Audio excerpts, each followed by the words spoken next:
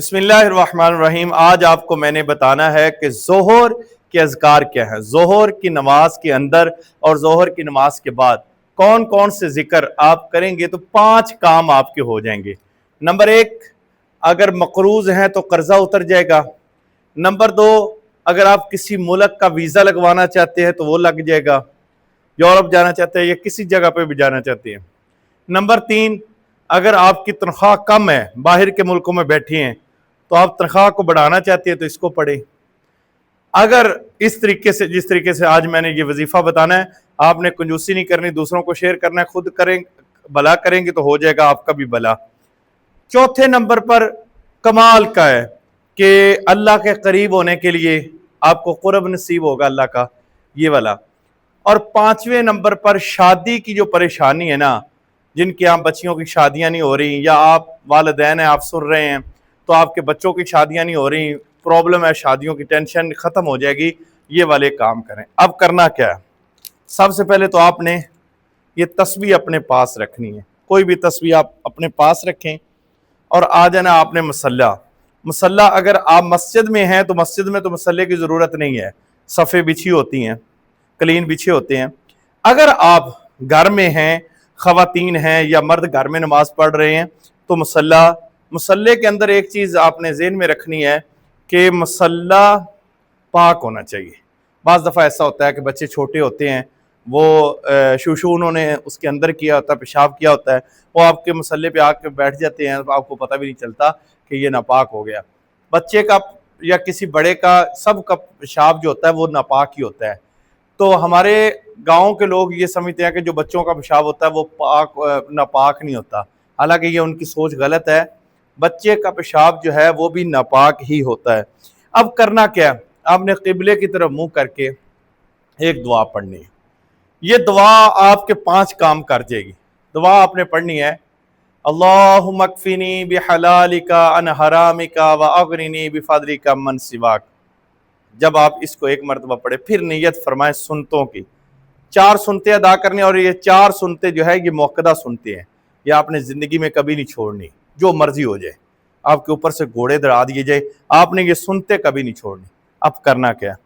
آپ نے اللہ اکبر، مرد جو ہیں وہ ہاتھ کانوں کی لو تک اٹھائیں گے، اور جو عورتیں ہیں وہ جہاں تک ہاتھ اٹھا سکتی ہیں وہ اٹھائیں گی، اور سینے پہ خواتین ہاتھ باندھیں گی اور مرد حضرات ناف کے نیچے ہاتھ باندھیں گے۔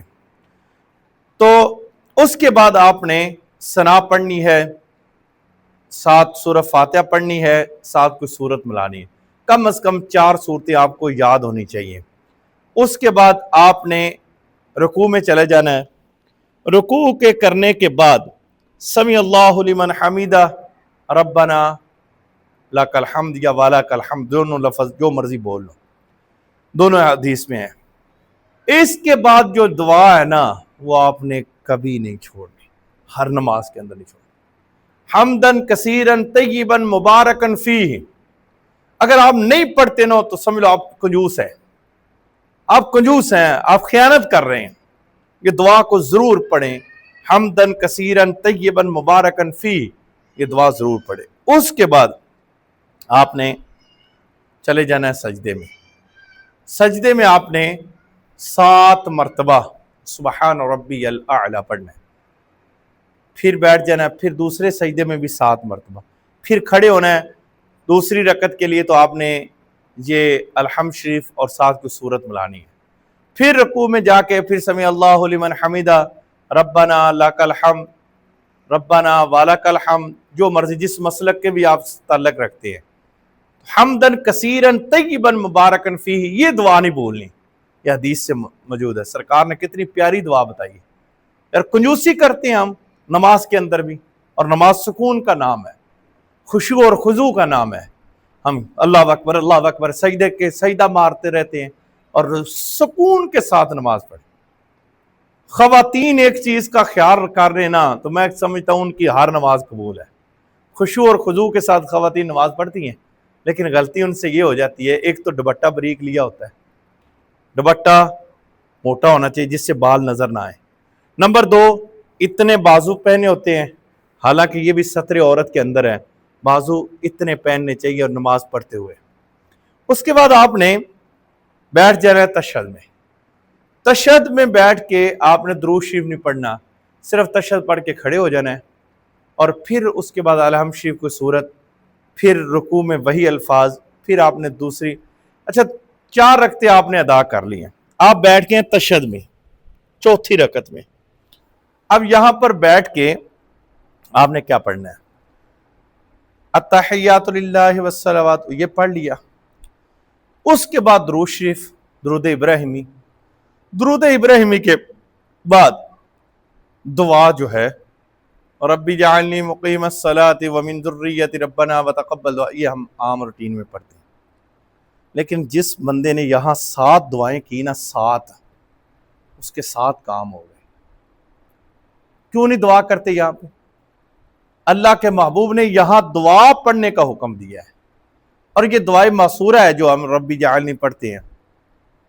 سنت دعا جو ہے، دعا پڑھنا ضروری ہے. کوئی بھی دعا ہو یا کنجوسی نہ کیا کریں. جب آپ کے اندر اختیار ہے، آپ سنتے ادا کر رہے ہیں، تو آپ یہاں بیٹھ کے ساری دعائیں مانگیں. کم از کم 7 دعائیں مانگیں. 7 دعائیں یاد کریں. ربنا آتینا فی الدنیا حسنۃ وفی الآخرۃ حسنۃ وقنا عذاب النار. اس کے بعد آپ پڑھیں اللہم اکفنی بحلالک عن حرامک واغننی بفضلک عمن سواک. اس کے بعد آپ پڑھیں یہ والی دعا رب جعلنی مقیم الصلاۃ ومن ذریتی ربنا وتقبل دعا. اس کے بعد پڑھیں اللہم انی اسألک علما نافعا ورزقا طیبا وعملا متقبلا. 7 دعائیں یاد کریں، پھر سلام پھیریں. اب آپ نے اگر تو مسجد میں مرد ہیں تو جماعت کھڑی ہونے میں اگر ٹائم ہے تو یہ وظیفہ کرنا ہے. وظیفہ آپ کی یہ 5 کام کر دے گا، یہ وظیفہ. اور اگر عورتیں ہیں تو یہ وظیفہ کرنے کے بغیر بعد میں فرض ادا کرنے ہیں.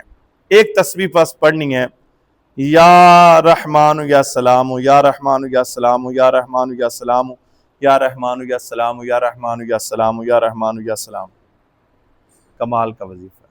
کنجوسی نہیں کرنی، کنجوسی نہ کریں، اس میں اندر کنجوسی نہیں کرنی. جب آپ یہ پڑھ چکے ہیں، پھر آپ نے فرض ادا کرنے ہیں. فرض امام صاحب کے پیچھے ہیں تو طریقہ اور ہے، اکیلے ہیں تو طریقہ اور ہے، مختلف طریقے ہیں.